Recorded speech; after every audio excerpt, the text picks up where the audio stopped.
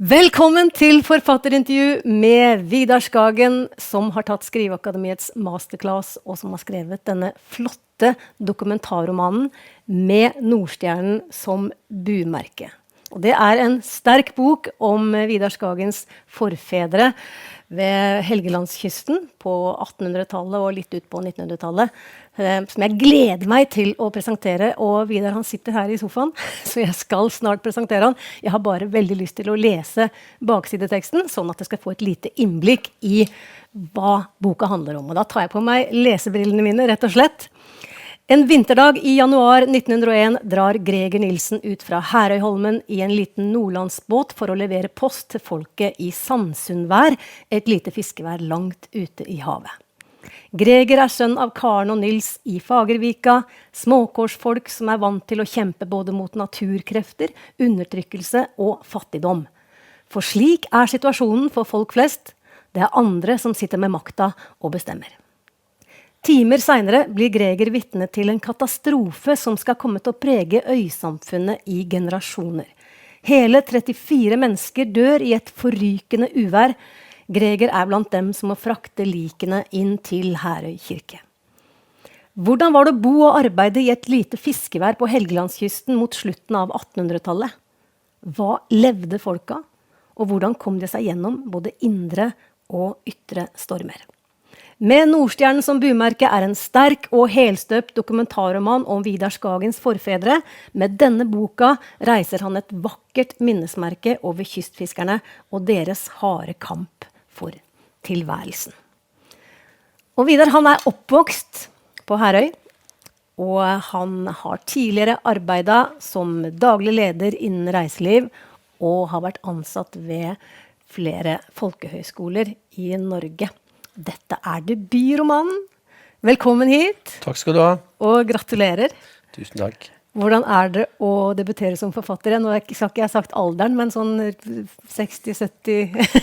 Ja, jeg er snart 68. Det kribler vel i magen. Ja.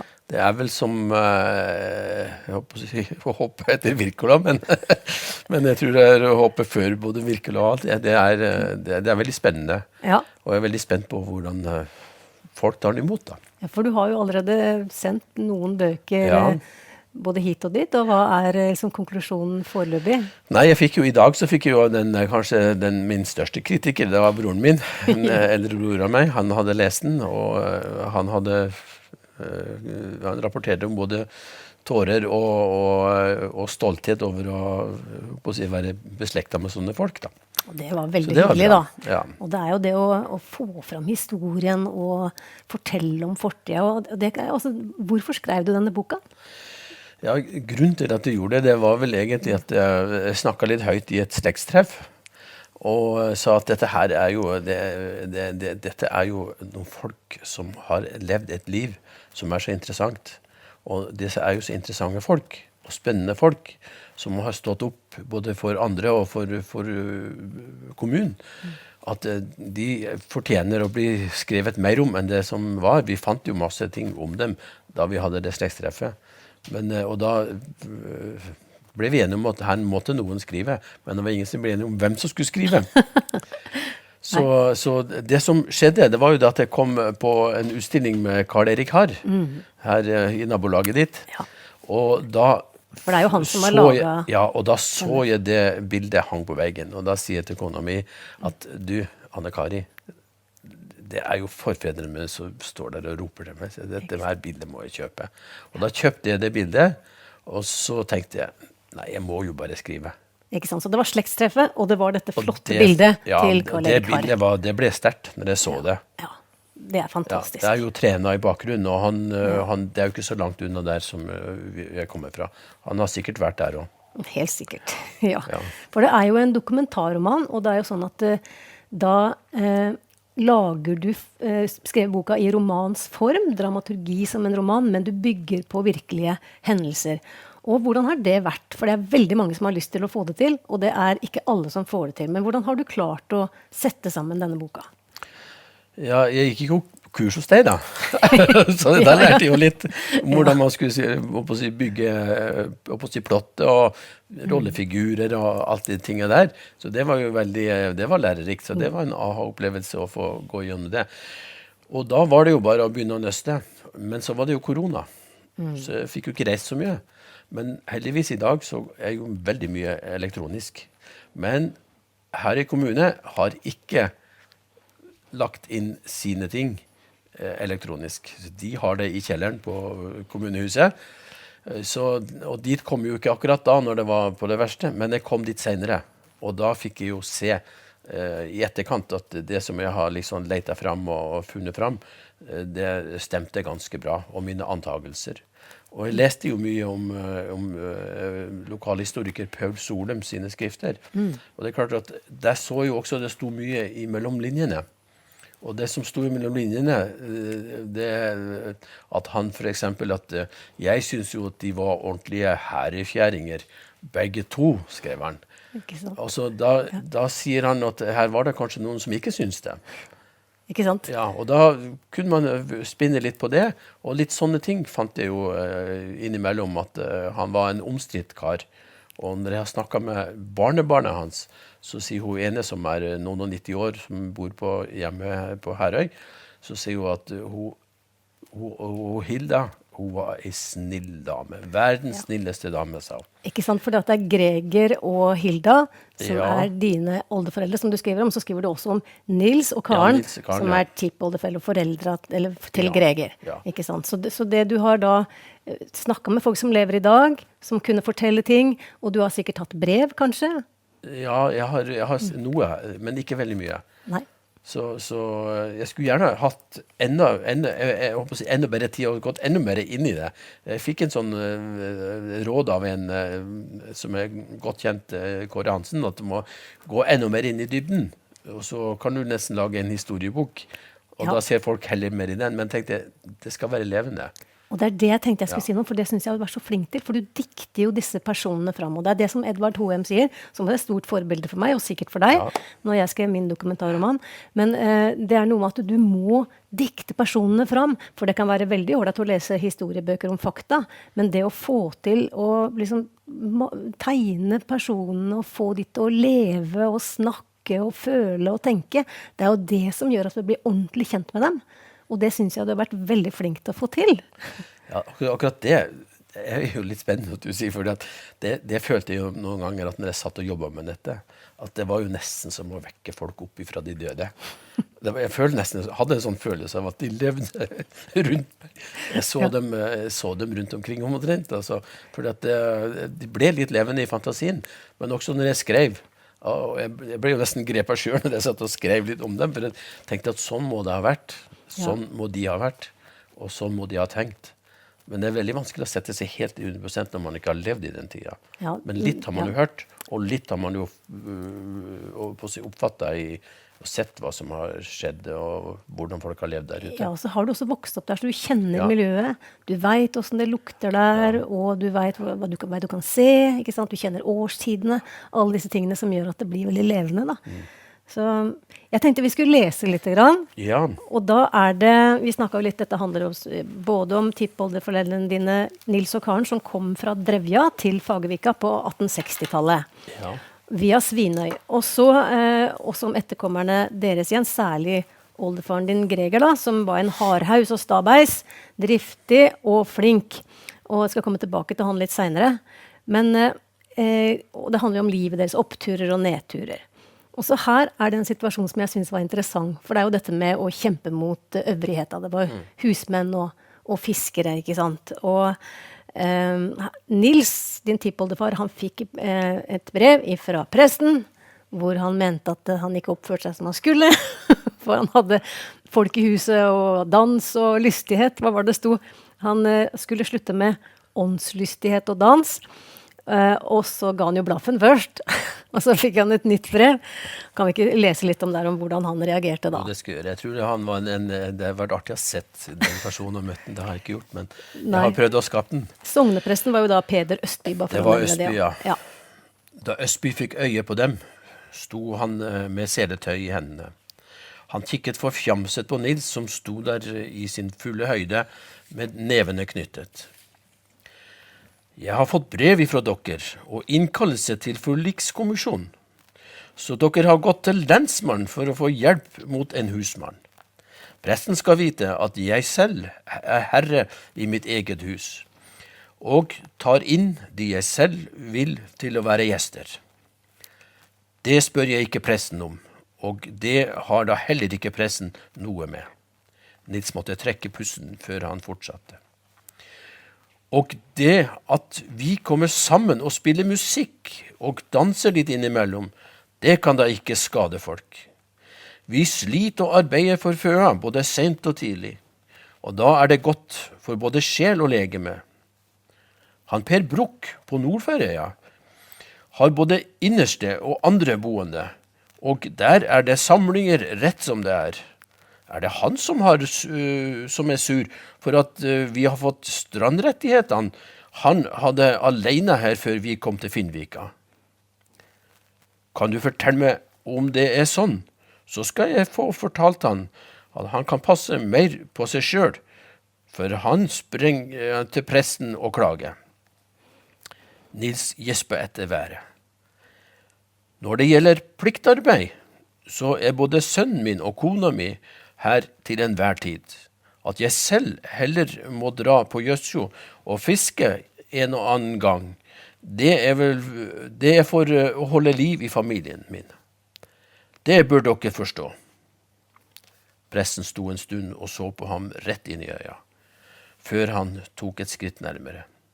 Nå skal dette behandles i forlikskommisjonen, og du har brutt flere forordninger som var underlagt prestegården og meg. Det er du vel klar over, Nils Andreas Pedersen. Du har selv skrevet under på avtalen du har med prestegården, hva husmannsplassen i Finnvika angår. Han Per Brukk kan du bare glemme, det er nok ikke han som har klaget på deg. Og det er jo på Nyheim hos lensmann vi skal ha møte med forlikskommisjonen senere i dag. Ikke her. Og lensmannen har heller ingenting med dette å gjøre.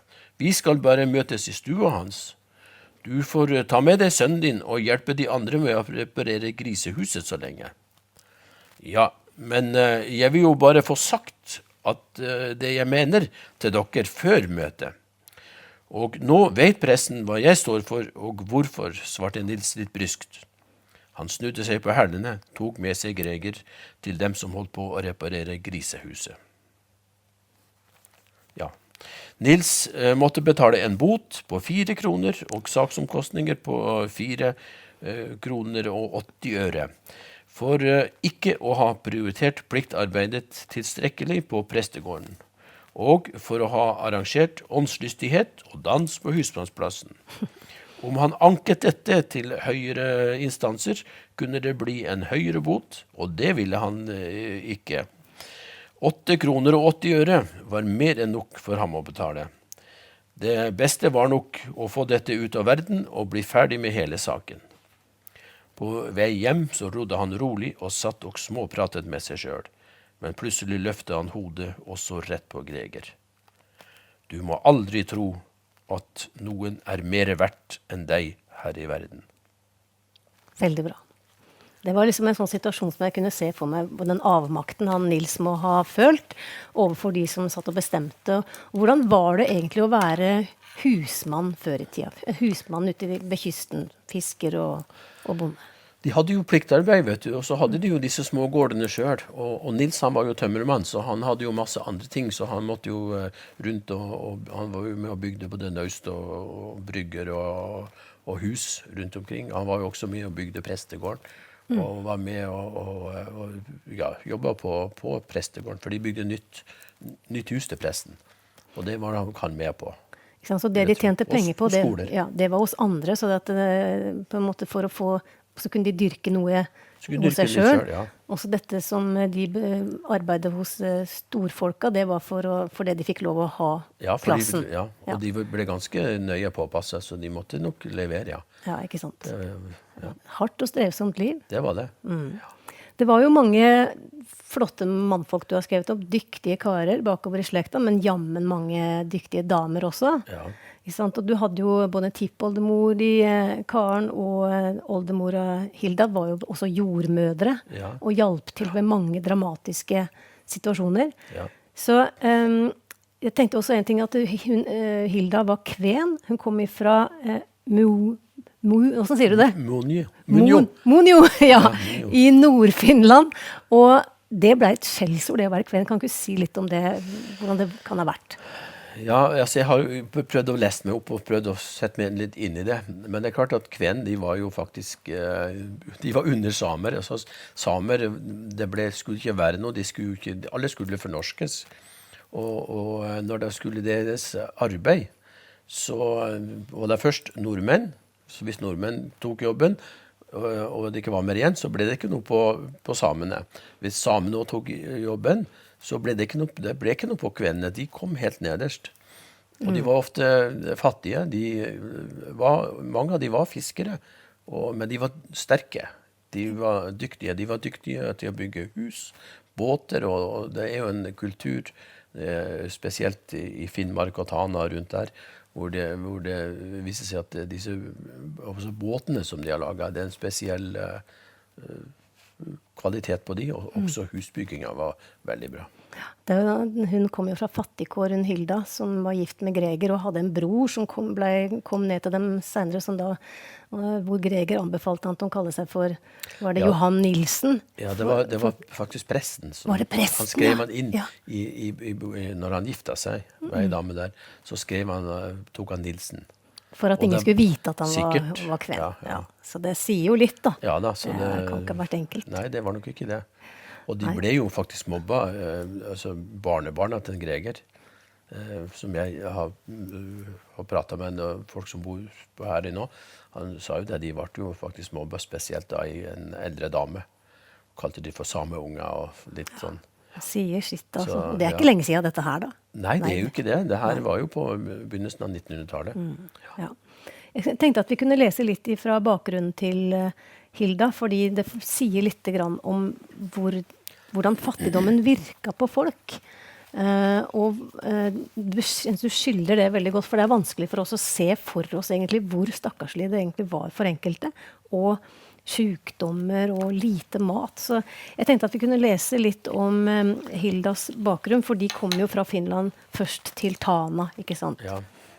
Og så ble Hilda sendt videre. Men les litt i boka. Ja, da vi kom til Tana, så fikk vi et krypinn i en liten bu som tilhørte bonden og fiskeren Rasmus Olsen og hans kone Johanna Iversdatter. Mor fikk arbeid på gården, og far drev litt fiske. De inntektene de klarte å skrape sammen, rakk så vidt, så vi fikk stort sett mat nok.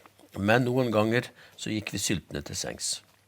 Problemet med å få tak i nok brensel var det også, men vi fikk noen ganger tak i litt rekeved langs kysten, slik at vi hadde nok til vinteren.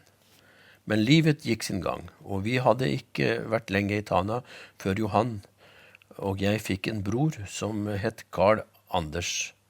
3 år senere ble den yngste broren min født. Han fikk navnet Herman. Jeg kommer aldri til å glemme en septemberdag i 1872. Karl Anders hadde nettopp fylt 6 år, men en dag ble han veldig syk.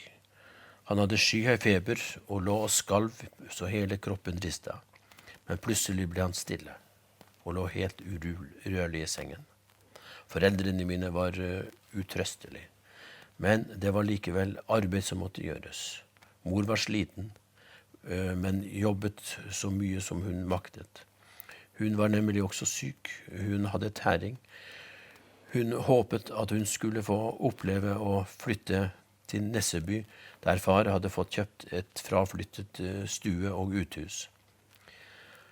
Men vinteren etter at Karl Anders døde, mistet vi også henne. Husene i Nesseby var svært dårlig i forfatning, men de var våre. Far satte i stand den lille stua slik at vi kunne flytte inn. Uthuset fikk vente, for vi hadde ingen dyr ennå. Det fulgte med litt jord, men det var mye stein som måtte flyttes før den kunne dyrkes. Vi hjalp far med å bygge steingjerde. Det var hardt arbeid for barn. Jeg var 11 år da vi kom til Nesseby, og det var jeg som tok meg av husarbeid og matlagingen. Far hadde tatt oss dit på grunn av fisket og på Storhavet. Vintrene var harde og lange, med stormer som tvang ham til landligge med den lille båten han hadde skaffet seg. Dessuten var ikke kvenene de første som fikk tilbud plass på de større fiskebåtene. Da våren endelig kom, arbeidet han hardt for at vi skulle få til en avling når høsten kom. En kven som drev et lite bruk, delte noen poteter med oss, så vi fikk kommet i gang. Lokalbefolkningen derimot var ikke så vennlige. Vi som var kvener ble betraktet som urene, men jeg fikk da til slutt tjeneste på Rustafjellbu i Tana. Og selv om jeg kunne arbeide for kost og losji, fikk far en munn mindre å mette. Ja, og så var jo hun så heldig at hun kom ned til Fagervika og traff Greger der etter hvert. Ja. Og da sa faren at må du reise, for dette en sjanse du får i livet, den får du ikke tilbake igjen. Sant? Ja. Så ja, det sier litt om hvordan de hadde det, og hvor stakkarslig det var. Du fortalte i stad, vi snakket litt før intervjuet om hvordan det var i Tana, og det du sa at folk, mange som strøyk med, om vinteren særlig. Ja. Ja, det en helt annen ting da, denne titelen som så fin, med Nordstjernen som bumerke. Vi vet jo hva bumerke men det ikke sikkert alle, særlig yngre lesere, vet hva det Kan du ikke si litt om hvorfor du har valgt titelen, og hva et bumerke? Grunnen til at jeg valgte det var igjen tilbake til Paul Solheim, han lokalhistorikeren som bodde i Herøy og levde der. Når jeg gikk på ungdomsskolen, så fortalte han mye til oss ungdommer i lokalhistorie.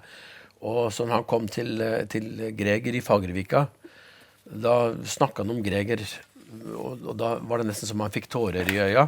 Han ble helt blank i øya, og så sier han at Greger, han hadde Nordstjerna som bumerke. Og det var spesielt. Sånn. Ja, Stella Polaris. Stella Polaris. Lederstjerna. Og han jeg tror det virker nesten som han følte et slags religiøs forhold til dette her. Det var stort. Så det en sterk stjerne. Ja. Sånn, jeg fikk deg noe i halsen. Ja. Sånn det.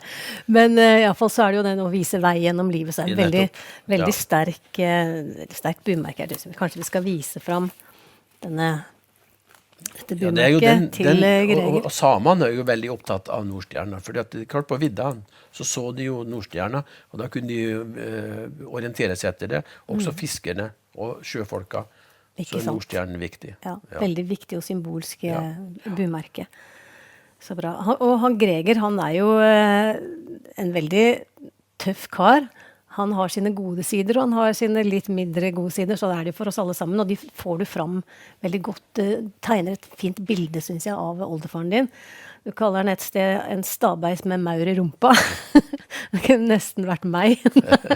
Nei, ikke fullt så gærent kanskje. Men han var jo venstremann, og han kjempet for bønder og husmenn mot overklassen da. Kan ikke du si litt om Greger? Ja, og litt for de fattige fiskerne. Ja, gjør det. Ja, han kjempet for dem. Ja, det tror jeg han var veldig, han synes nok at de ble for mye utnyttet. Så han tok jo opp kampen ute i Sandsundværet og ute i fiskeværene. Og jeg har lest en plass, om det var han som gjorde det, vet jeg ikke, men hvor det en fattig fisker fra en sted som heter for Sandvær, han kom seg ikke på sjøen, han hadde ikke båt, og så ble det snakk om å kjøpe båt, fordi at hvis han fikk båt, så det klart at da kom han seg ut på fiske. Men da var det jo noen som mente at det var jo bare tull, han kunne ikke kjøpe båt her, han måtte jo, det var vitsen med det. Men det kan jeg tenke meg at det var nok Greger med på å skulle hjelpe han til å få det. Og det var jo også ute i Sandsundvær der hvor de kjempet mot de som ville flytte fiskeværet der ifra Sandsundvær, og så inn til Skibosvær, som var en litt større øy og litt bedre havn. Men da hadde ikke disse fattige fiskerne, som ofte bare kanskje hadde robåter, som de var ute på sjøen og fisket, da hadde ikke de kommet seg til fiskefeltene. Og der kjempet han for at de måtte få molo, og de måtte få brønn der ute. På Sandsundvær. På Sandsundvær. Ja, så det var nok en av forkjemperne for det. Og fikk organisert underskriftskampanjer og snakket med han væreieren, han Evert Johansen der. Ja. Kan jo være egentlig ganske stolt av denne oldefaren din da. Ja, jeg tror nok han slo nok i bordet av og til, og i hvert fall da han var ung, så var nok mer, han roet seg kanskje litt på, men de sier da at han Greger, han var litt sta, sa de. Så de som kjente den. Kanskje han må være sta av og til for å få til ting? Ja, du må det. Så ja. Så det er jo denne tida her som han levde i og var på sitt beste, så var jo nasjonalismen var sterk, det var dette her med unionsstriden, og dette med stemmerett, det var mange viktige ting som var på trappene, og før vi skal snakke litt om denne Sandsundvær-ulykka, som er veldig kjent, men før det så tenkte jeg vi kunne lese litt grann om Greger, og hva egentlig han sto for. Og det er på side 154, som du har der et eller annet i boka med, vi har litt fjuskelapper her, så og da er det på med brillene igjen. Greit, ja. Men der får vi altså vite enda litt mer om, jeg har sansen for han Greger, altså. Jeg vet ikke hva du skal se hva den, jeg ser hvor det er. Derfra til derfra. Ja. Det som jeg tror faktisk, du vet, hun Hilda, hun fungerte jo som jordmor. Ja. Og jeg tror at altså en vanlig jordmor, hvis de hadde henne, så måtte de betale for det. Og det tror jeg vet ikke om det er en del av den, jeg husker ikke helt om det er her det står. Men i alle fall, hvis noen ikke hadde penger å betale, så måtte de gå på fattigkassa for å hente pengene. Og gikk du på fattigkassa, da fikk du ikke stemmerett. Nei, nettopp. Og jeg tror nok at hun mange ganger møtte opp uten å ta noen betaling for det. Hun fikk jo aldri det samme som den egentlige jordmora som var ansatt fikk. Det fikk hun ikke. Men hun fikk jo sikkert noen små penger. Men hadde de ikke penger, så tror jeg nok at de var sånn at da var det greit. Ja, en fin egenskap det. Ja, det vil jeg si. Men det var mange andre forhold som regulerte hvem som kunne stemme.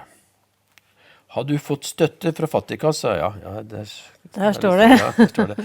Eller hadde du inntekt under 500 kroner på landsbygda, eller under 800 kroner i byene, fikk du ikke stemme. Altså, dette er jo årslønn, antagelig. Kvinnene kom etter i 1901, men det var en del begrensninger. Ja, og så kan disse til og med bli valgt som representanter til landets storting, ble det sagt. Og så lo de godt. Men det som nok var sannheten, var at makteliten var redd for å miste den makten de selv hadde hatt enerett på. Og når de etter hvert måtte finne seg i at andre bestemte sammen med dem, var de redd for at de ville ta igjen og gjøre livet vanskelig for dem. Det er jo vi som står for arbeidskraften, og det er flest av oss. Nå representerer vi en makt de ikke kan herse med. De har pengene, men pengen er ikke alt. Uten oss får de ingenting gjort. Vi har hjulpet dem til å tjene pengene sine, og vi skal få dem til å bruke de pengene til å hjelpe fattigfolk med å klare seg selv, og til å bygge skoler slik at alle kan få lære å skrive og regne. Og ikke minst, så må vi jobbe for å få bedre arbeidsforhold for arbeidere og fiskere ute i værene, og ikke bare tenke på at væreierne og godseierne skal karre mest mulig til seg selv, argumenterte Greger når han var ivrig og diskuterte valget. Greger fulgte veldig godt med.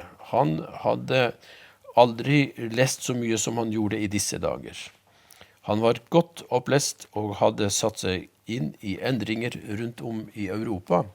Han hadde også lest mye om kolonimaktene og som måtte gi fra seg kolonier, og om slavefrigjøringen og deres kamp for frihet.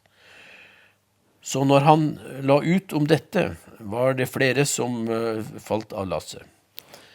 Det ble litt for høytsvevende for den vanlige mann. Nasjonalismen og patriotismen var sterk i Greger. Men ideen om at alle skulle behandles likt og rettferdig, var det han brant aller mest for. Han ville være med på å forandre Norge, og særlig forholdene i Herøy. Det forstod folk, og her fikk han støtte. Ikke sant? Så det er et godt ettermæle han har fått, tross litt turbulens, som dere også kan lese om i boka. Jeg skal ikke gå i detalj. Det er jo viktig at folk kjøper boka. Ja, ikke sant? Og lese, ja. Og det er nettopp det, apropos det, der kan dere også lese om, eller folk kan lese om Sandsundvær-ulykka, som jo er veldig kjent. Og hvis du viser på kartet her, så skjedde det fryktelig ulykke i 1901 ute i her, der det står et ett-tall på kartet, og det er langt ute i havet. Det er langt ute i havet. Ja. Det tok ca.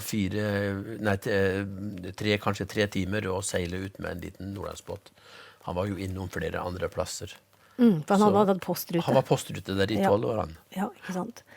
Så han var også med på å berge liv der, og han var med, som du har snakket litt om, det å hjelpe de som ble sittende igjen etterpå. Så det kan folk lese om du beskriver det veldig godt i boka. Men kanskje litt om hvordan har den ulykken preget folket på Helgeland i ettertid? Kan du si litt om det? Ja, jeg bor jo ikke der. Tenkte du har gjort research. Ikke sant? Jeg har jo det. Og så vet jo, de har jo laget et spill, eller en forestilling som har vært sendt flere ganger. Og det er skrevet sanger, det er skrevet musikk. Reidar Maursund og Alf Paulsen, og de har jo skrevet mye om dette her, og det er gjort veldig mye bra for å minnes det. Men det er klart, det der satt nok i. Det er klart 34 mennesker som blir...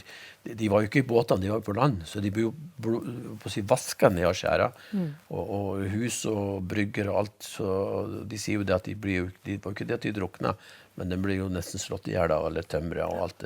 Så det gjorde nok inntrykk. Så lenge etterpå så tror jeg nok at folk kvia seg for å gå ut og var snarere å fare inn igjen når det har vært dårlig vær. Ja, ikke sant. Respekt, kanskje. Ja, Folk får respekt for naturkreftene. Ja, ikke sant. Og respekt for naturen. Det var jo mange som ble sittende igjen med å miste en eller annen i familien. Nesten ingen kanskje som slapp unna i den ulykka, og kjenne noen i alle fall, som hadde vært involvert da. Men noe helt annet. Vi skal snakke litt om du har noen tips til andre som har lyst til å skrive, for det er jo veldig mange som har lyst til å skrive om familien sin og dramatiske hendelser. Du har jo, for å kunne klare å skrive en sånn roman, så må man jo plukke ut hendelser som er viktige, og sette det sammen på riktig måte, og få en sammenhengende historie, og bygge det opp dramaturgisk. Hvordan har det vært å samarbeide med oss da? Kan du si litt om det? Si bare det positive. Nei, men det er jo artig med Marte, og det er jo klart at når du skal skrive en sånn historie, så har du en redaktør som er fra nydelige Sandefjord, og kan sitte der på Svabergene og se utover det flotte havet. Så er det klart at det var sikkert utfordrende for henne også, å jobbe med meg, for å si det sånn. Hun har slekt på Færøyene da. Ja, jeg vet det, men det var vel første gangen hun var der nå i sommer. Så jeg kan ikke forvente at hun forstår alt. Så noen ganger så måtte jeg opplyse henne litt om hvordan det egentlig var, for jeg tror ikke hun trodde at det var så gærent som jeg beskrev det. Men jeg kan si at jeg har vel egentlig, jeg kunne skrevet enda verre, fordi at det var så tøffere da. Fordi at det var et tøft forhold. Altså, bare tenke på ute på Sandsundvær der, hvor de hadde jo ikke toaletter, vet du. De bare gikk liksom bort og gjorde fra seg overalt. Og en lege som hadde vært i området der, han hadde jo sagt at det her går ikke levelig for mennesker. Og der fisket dem, ikke sant? Tok fisken opp. Tenk for en lukt. Ja, det kjære vene. Og de måtte jo se seg for de satte beina. Vet du, Så- men Marte også har hjulpet deg med dette med å få sammenheng, Ja, historien, ja. og en del, har det blitt strøket litt og lagt til, Ja sikkert? da. Sånne ting. Så det må til. Ja.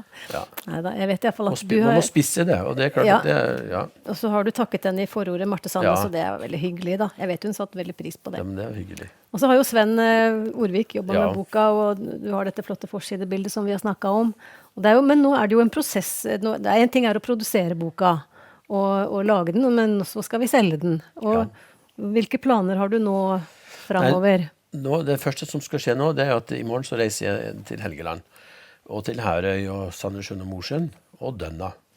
Så da skal jeg dit og så møte på biblioteker og bokhandlere og til og med på omsorgssentre, hvor jeg skal møte pensjonister og beboere der. Så det blir spennende. Og jeg skal også på noe som heter Skolo, det er en kafé, litt sånn kulturkafé, som er veldig fin ute på Serdøy. Så der skal jeg også, så hele tatt det der blir veldig spennende. Og så skal jeg til min gamle første arbeidsplass der ute. Det som het Sandvik folkeskole før, nå heter det Helgeland folkeskole. Og møte elever. Det er kjempefint da. Og så har du har sikkert en høy stjerne oppi der, for du har til og med fått en hilsen fra Elbjørg, ordfører, fra ja. Elbjørg Larsen. Ja, Veldig koselig hilsen, som Ja. vi har hatt med i boka. Så det virker som hun er stolt av deg. det virker sånn. Ja. Og de har jo til og med gitt meg, og det må vi jo takke kommunen for, de ga meg jo til og med stipend på 10 000 kroner. Ja, Og det er ikke verst. kjempefint. Og det her handler jo om at liksom det er jo en hyllest til forfedrene og til hvordan de levde her. Ja. Ja, så veldig bra. Og det er jo mange sånne folk som oldefaren min. Ja, ikke sant. Ja. Men det er jo, Ikke bare på Herøy, men rundt omkring. det er det, men så det er det å finne de og skape liv i de, eller til å så pirke liv i de og få det fram. Det er det ikke alle som klarer, og det synes jeg du har vært veldig flink til. Rett og slett. Jeg har bare lyst til helt til slutt at du skal komme med noen, kanskje hvis du har noen tips til andre da, som har lyst til å få til dette her. Få en så fin bok, og reise på signingsferd, eller hva skal signeringsferd, og få det til. Hva vil du anbefale de å gjøre? Alle de som sitter og drømmer og ikke gjør noe med det. Så hvis du skal sette i verk drømmene dine, så må du jo begynne å bygge et lite, et stillas, da. Du må jo finne pilarer, og kanskje aller først, hvis du er usikker på hvordan du skal skrive, så kan du jo melde det inn på Skriveakademiet. Det er jo ikke så dumt, så det er en god begynnelse. Men også må du jo begynne å hente inn informasjon, du må snakke med folk, du må gå digitalt, du må kanskje kjøpe bøker.